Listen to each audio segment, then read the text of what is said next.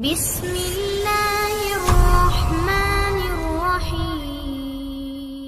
انسان کی زندگی میں سب سے پہلے جسم نہیں مرتا بلکہ شعور مر جاتا ہے۔ جب شعور مر جاتا ہے تو انسان زندہ ہو کر بھی اندھا ہو جاتا ہے۔ میرے رسول کریم صلی اللہ علیہ وآلہ وسلم نے فرمایا کہ انسان کا دل اگر زندہ ہو تو وہ ایک اشارے سے سمجھ جاتا ہے، اور اگر دل مردہ ہو جائے تو 1000 نصیحتیں بھی بیکار ہو جاتی ہیں۔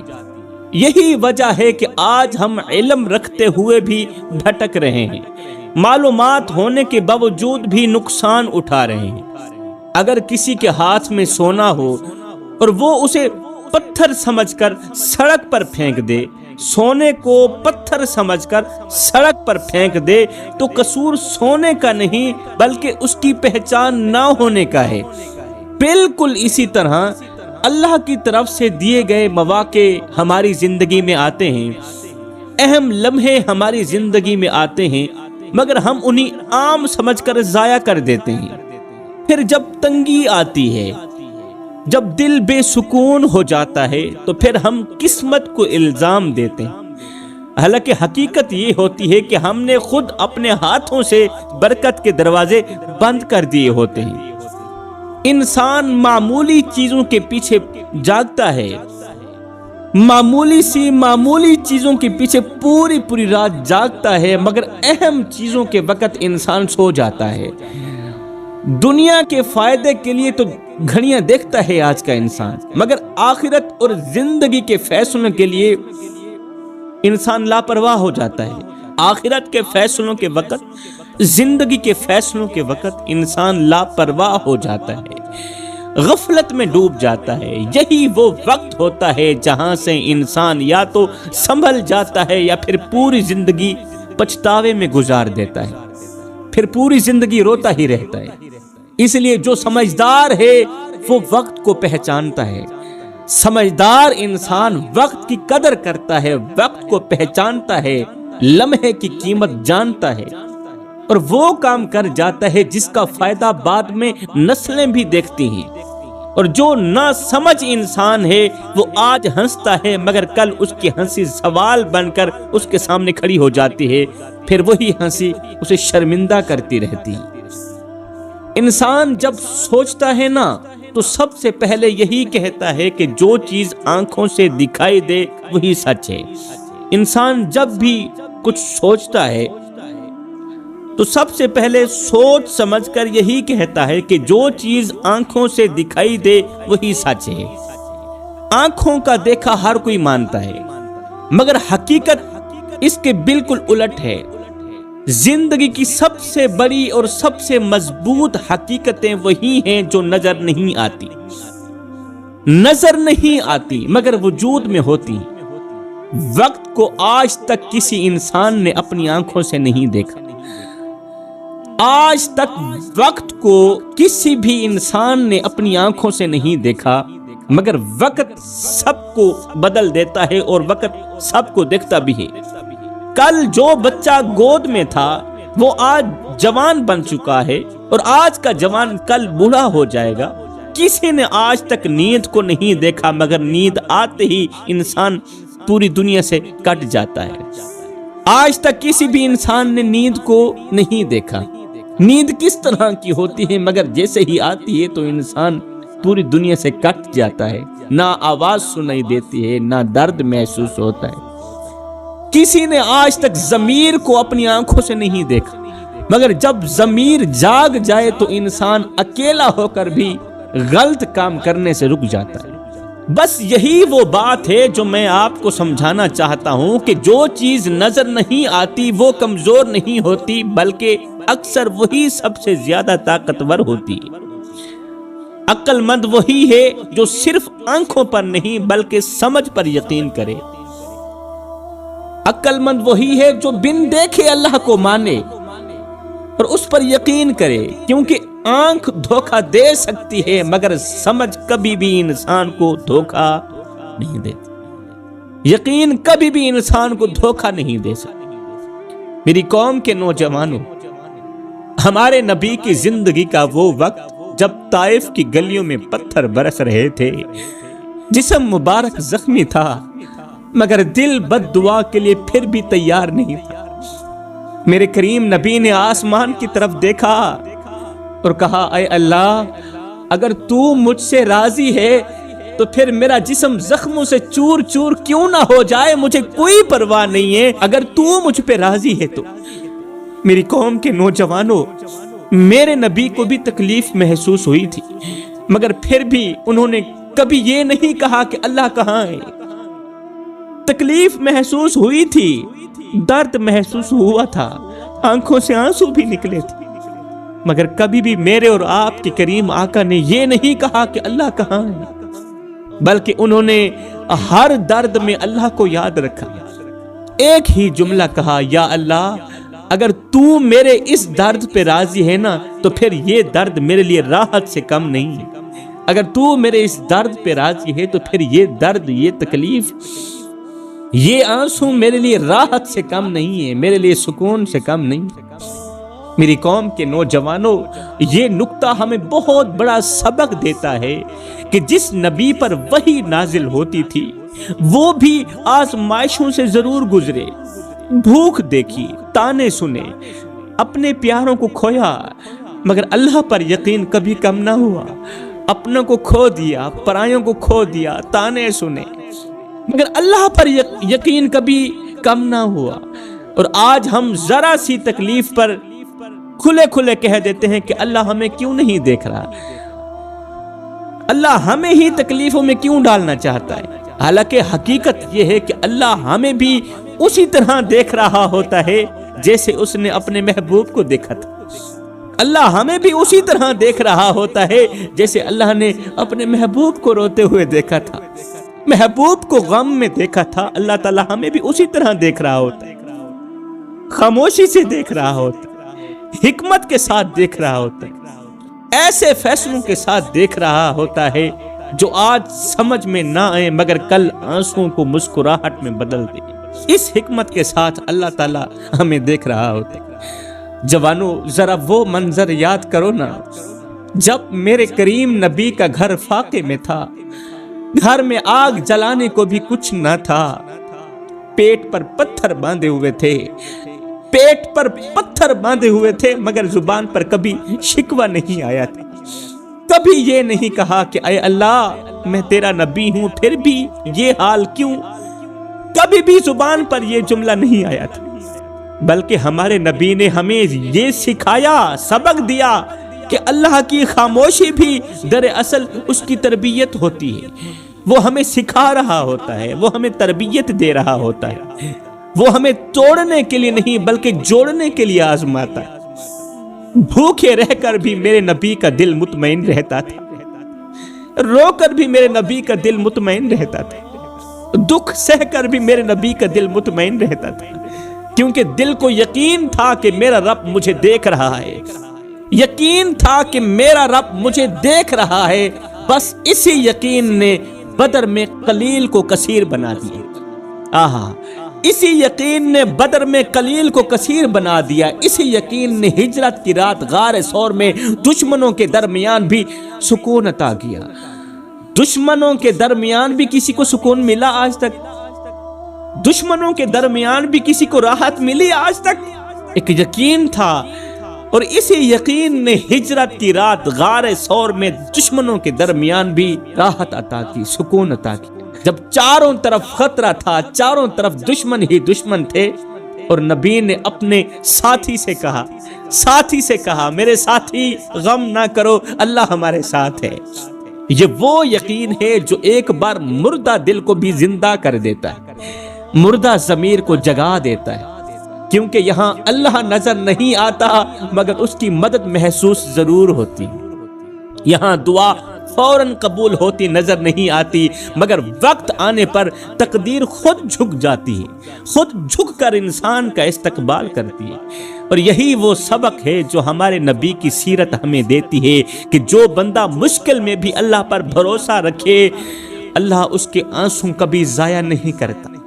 میرے کریم نبی اپنی مبارک زندگی کے آخری ایام میں تھے، جسم کمزور ہو چکا تھا، بخار کی شدت بڑھتی جا رہی تھی، بخار کی شدت بڑھتی جا رہی تھی، مگر امت کا غم کم نہیں ہو رہا تھا، امت کا غم دل سے کم نہیں ہو رہا تھا۔ اس حالت میں بھی ہمارے نبی نے بار بار یہی پوچھا تھا، ہمارے نبی بار بار یہی پوچھتے رہے کہ میری امت نے نماز کا خیال رکھا یا نہیں رکھا۔ اس وقت میری امت کمزوروں کے ساتھ، غریبوں کے ساتھ کیسا سلوک کر رہی ہے؟ میری امت کہیں دنیا میں گم تو نہیں ہو گئی، کہیں غفلت میں دفن تو نہیں ہو گئی؟ میرے بھائیوں، جس نبی نے ساری زندگی ہمارے لیے تکلیفیں اٹھائیں، تانے سنے، زخم کھائے، ہجرت کی، دکھ جھیلے، وہ نبی آخری سانسوں میں بھی اپنے لیے نہیں بلکہ ہمارے لیے فکر مند ہیں۔ آنکھوں سے آنسو خود بخود نکل آتے ہیں جب یہ خیال آتا ہے کہ ہمیں ہنسانے کے لیے ہمارے نبی روتے ہیں۔ آج ہم ذرا سی آزمائش پر کہہ دیتے ہیں کہ اللہ ہمیں کیوں آزماتا ہے، حالانکہ ہمارے نبی نے ہمیں یہ سکھایا کہ آزمائش اللہ کی ناراضگی نہیں بلکہ اس کی توجہ ہوتی ہے۔ وہ جسے یاد رکھتا ہے اسے آزماتا ہے، جسے اپنے قریب لانا چاہتا ہے اسے آزماتا ہے۔ اللہ ہمیں نظر نہیں آتا مگر ہمارے آنسو گن رہا ہوتا ہے، ہمارے دکھ لکھ رہا ہوتا ہے، اور جب وقت آتا ہے تو وہی آنسو ہماری نجات کا ذریعہ بن جاتے ہیں۔ بس شرط یہ ہے کہ دکھ میں بھی، تکلیف میں بھی زبان سے شکوہ نہ نکلے بلکہ دل یقین سے بھرا ہوا ہو، جیسے ہمارے نبی کا دل ہر حال میں اپنے رب سے بھرا ہوا تھا، ہر حال میں یقین سے بھرا ہوا تھا۔ ہمیں اکثر اللہ کے فیصلے سخت لگتے ہیں کیونکہ ہم صرف آج دیکھ رہے ہوتے ہیں اور اللہ کل بھی دیکھ رہا ہوتا ہے۔ اور ایک بات یاد رکھنا میرے بھائیو، اللہ اپنے بندے کو کبھی بھی اس چیز سے نہیں آزماتا جسے اس کا بندہ برداشت نہ کر سکے، بلکہ آزمائش بھی ہمیشہ اسی جگہ آتی ہے جہاں بندے کے اندر برداشت کی صلاحیت چھپی ہوتی ہے۔ قرآن میں یہ بات صاف صاف سمجھا دی گئی ہے کہ اللہ کسی جان پر اس کی طاقت سے زیادہ بوجھ نہیں ڈالتا، مگر ہم اکثر یہ بھول جاتے ہیں کہ طاقت صرف جسم کی نہیں ہوتی، طاقت دل کی بھی ہوتی ہے۔ حضرت یعقوب علیہ السلام کو دیکھو، بیٹا جدا ہوا، برسوں آنکھیں اشک بار رہی، یہاں تک کہ بینائی بھی جاتی رہی، مگر دل سے امید نہیں گئی تھی۔ انہوں نے کہا کہ میں اپنے غم کا شکوہ اللہ سے ہی کرتا ہوں، یعنی لوگوں کے سامنے رونا کمزوری ہے، لوگوں کے سامنے رونا کمزوری ہے، فضول ہے، مگر اللہ کے سامنے رونا عبادت ہے۔ یہی وہ فرق ہے جو عام انسان اور اللہ کے ولی میں ہوتا ہے۔ عام انسان دکھ میں ٹوٹ جاتا ہے، بکھر جاتا ہے، اور اللہ والا دکھ میں نکھر جاتا ہے۔ اسی طرح ہمارے نبی کی زندگی دیکھ لو نا، طائف میں پتھر کھائے، مدینے میں فاقے کاٹے، مگر ہر مرحلے پر زبان پر شکر تھا، دل پر یقین تھا۔ یہی وجہ ہے کہ اللہ نے ان کا نام قیامت تک کے لیے بلند کر دیا۔ اللہ اپنے بندے کو آزمائش دے کر خاموش نہیں ہوتا بلکہ اللہ بندے کے اندر خود بولنے لگتا ہے۔ کبھی صبر بن کر اللہ تعالیٰ بولتا ہے، کبھی حوصلہ بن کر بولتا ہے، کبھی آنسو بن کر بولتا ہے۔ حضرت داؤد علیہ السلام کو دیکھ لو نا، بادشاہ بھی تھے، نبی بھی تھے، طاقت بھی تھی، اختیار بھی تھا، مگر جب دل میں اللہ کا خوف جاگا تو تخت پر بیٹھ کر بھی رویا کرتے تھے۔ تخت پر بیٹھ کر رونا بہت بڑا مشکل مرحلہ ہے۔ راتوں کو اٹھ کر اپنے رب کے سامنے گڑ گڑاتے تھے کیونکہ وہ جانتے تھے کہ اصل عزت تخت سے نہیں، اصل عزت تو سجدے سے ملتی ہے۔ حضرت سلیمان علیہ السلام کو دیکھ لو، سلیمان علیہ السلام کے پاس وہ طاقت تھی جو کسی اور کو نہ ملی، ہوا ان کے تابع، جنات ان کے تابع، مگر جب تخت کے سامنے کھڑے ہو کر کہا، تخت کے سامنے کھڑے ہو کر کہا یہ سب میرے رب کا فضل ہے، جب تخت کے سامنے کھڑے ہو کر یہ جملہ کہا نا کہ یہ سب تو میرے رب کا فضل ہے، تو اللہ نے ان کی نعمتوں کی عبادت بنا دیا، ان تمام نعمتوں کو عبادت بنا دیا۔ یہ تو ہو گئے سلیمان علیہ السلام۔ اب ذرا قارون کو دیکھو، اس کے خزانوں کی کنجیاں کئی طاقتور آدمی اٹھایا کرتے تھے، لوگ اسے دیکھ کر کہتے تھے کاش ہمیں بھی قارون جیسی دولت مل جاتی، مگر جب قارون کو سمجھایا گیا کہ یہ سب اللہ کا دیا ہوا، یہ مال اللہ کا دیا ہوا، تو اس نے صاف صاف کہہ دیا کہ یہ اللہ کا دیا ہوا نہیں ہے، یہ میری محنت کا نتیجہ ہے۔ اس نے شکر کے بجائے غرور کو چن لیا۔ جب اس نے تکبر سے کہا نا کہ یہ تو میری محنت کا نتیجہ ہے، یہ تو میری محنت کا نتیجہ ہے، اللہ کا کرم کہاں ہے، یہ تو میری محنت کا نتیجہ ہے، پھر اللہ نے کیا کیا؟ اس کی دولت، اس کے محل، اس کی شان و شوکت سب کو ایک ہی لمحے میں زمین کے اندر دھنسا دیا۔ اب ایک طرف حضرت سلیمان علیہ السلام ہے جنہوں نے طاقت پا کر سر جھکا دیا تو اللہ نے ان کا ذکر قیامت تک کے لیے زندہ کر دیا، اور دوسری طرف قارون ہے جس نے دولت پا کر گردن اکڑا لی تو اللہ نے اسے عبرت کا نشان بنا دیا۔ ایک کے ساتھ یہ ہوا کہ اس کی بادشاہت بھی عبادت بن گئی، اس کی ہر ایک نعمت عبادت بن گئی، اور دوسرے کا انجام یہ ہوا کہ اس کی دولت بھی اس کے لیے عذاب بن گئی۔ یاد رکھنا میرے بھائیو، اللہ نعمت دے کر شکر مانگتا ہے، غرور نہیں مانگتا، کیونکہ شکر انسان کو بلند کرتا ہے اور غرور انسان کو زمین میں ملا دیتا ہے۔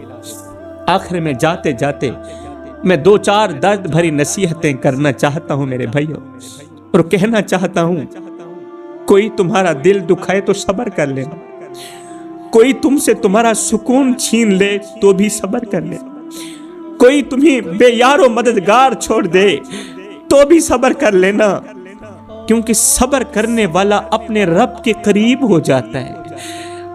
یہی تو وہ رب کا پیارا بندہ ہوتا ہے جس کے ایک ایک آنسوں کا حساب اللہ تعالیٰ خود لیتا ہے۔ صبر کرنے والا، خدا را میرے بھائیو، کسی کے صبر کو اس کی کمزوری مت سمجھنا، کسی کے صبر کو اس کی کمزوری مت سمجھنا۔ ہو سکتا ہے وہ سب سہ رہا ہو جو تم ایک دن بھی نہ سہ پاؤ، ایک لمحے بھی نہ سہ پاؤ۔ کبھی کبھی انسان اتنا تھک جاتا ہے کہ اسے رونے کا بھی دل نہیں کرتا، بس خاموشی اوڑھ لیتا ہے، خاموشی اوڑھ لیتا ہے اور جیتا چلا جاتا ہے۔ یہ ان لوگوں کی خاموشی ہوتی ہے جنہوں نے بہت کچھ کھو دیا ہوتا ہے، بہت کچھ کھویا ہوتا ہے مگر کسی کو بتایا نہیں ہوتا، جن کے دل پر لگے زخم نظر نہیں آتے مگر ہر سانس کے ساتھ چبھتے ضرور ہیں۔ یہ ان لوگوں کی کہانی ہے جو ہر ایک کے لیے مضبوط بنے رہے مگر خود کے لیے کمزور ہو گئے، جو ہر بار معاف کرتے رہے یہاں تک کہ خود کو ہی کھو بیٹھے۔ میرے بھائیو، اگر تم بھی انہی میں سے ہو جنہیں بار بار آزمایا گیا، جن کے جذبات کچل دیے گئے، جن کی نیکی کو کمزور سمجھا گیا، اگر تم بھی ایسے ہی ہو تو پھر میرے بھائیو تم غلط نہیں تھے، تم بس بہت زیادہ سچے تھے، اور دنیا سچوں کے لیے اکثر سخت ہو جاتی ہے۔ یاد رکھو، جو دل ٹوٹ کر بھی رب سے جڑا رہے وہ کبھی برباد نہیں ہوتا، وہ دل دیر سے ضرور سنورتا ہے مگر مضبوطی سے سنورتا ہے۔ تمہاری خاموشی ضائع نہیں ہوگی، تمہارے آنسو رائے گار نہیں ہوں گے۔ رب نے ہر درد نوٹ کیا ہوا، اور جس دن وہ تمہیں تھام لے گا نا، اس دن تمہیں احساس ہوگا کہ جو کچھ تم نے سہا وہ تمہیں مٹانے کے لیے نہیں بلکہ تمہیں ایک نئی طاقت دینے کے لیے تھا۔ کچھ دل ایسے بھی ہوتے ہیں جو چیخنا چاہتے ہیں مگر صرف آہیں بھر بھر کر رہ جاتے ہیں، جو کہنا بہت کچھ چاہتے ہیں مگر ہر بار خود کو روک لیتے ہیں۔ یہ ان لوگوں کی کہانی ہے جنہوں نے بار بار برداشت کیا، صرف اس امید پر برداشت کیا کہ شاید کوئی ہمیں سمجھنے آ جائے مگر ہر بار سمجھنے والا کوئی نہ آیا۔ اگر تم بھی انہی میں سے ہو جنہیں بار بار نظر انداز کیا گیا، جن کی خاموشی کو کمزوری جانا گیا، تو جان لو رب ایسے ہی دلوں کے سب سے قریب ہوتا ہے۔ وہ دل جو ٹوٹ کر بھی بد دعا نہیں کرتے، اللہ تعالیٰ ایسے دلوں کے سب سے قریب ہوتا ہے۔ جو روتے ہیں مگر کسی کو دکھاتے نہیں، جو سہ جاتے ہیں مگر کسی کے ساتھ نفرت نہیں کرتے۔ یاد رکھو، ہر آنسو جو تم نے چھپایا ہوا ہے وہ رب کے ہاں محفوظ ہے۔ قیمتی سرمایہ ہے وہ، قیمتی سے قیمتی چیز کو جس طرح چھپایا جاتا ہے، محفوظ کیا جاتا ہے، یہ آنسو بھی اسی طرح محفوظ کیے جا رہے ہیں۔ ہر رات جو تم نے خاموشی میں کاٹی ہے وہ لکھی جا رہی ہے، اور جس دن رب نے تمہارے صبر کا بدلہ تمہیں دینا شروع کر دیا نا، اس دن تمہیں احساس ہوگا، اس دن تمہیں احساس ضرور ہوگا کہ جو دکھ تم نے سہے وہ تمہیں ختم کرنے کے لیے نہیں تھے، بلکہ وہ تمہیں اور زیادہ مضبوط کرنے کے لیے تھے۔ میں دعا کرتا ہوں اللہ تعالی ہمیں حق سچ بولنے کی توفیق عطا فرمائے، آمین ثم آمین، وما علینا الا البلاغ المبین۔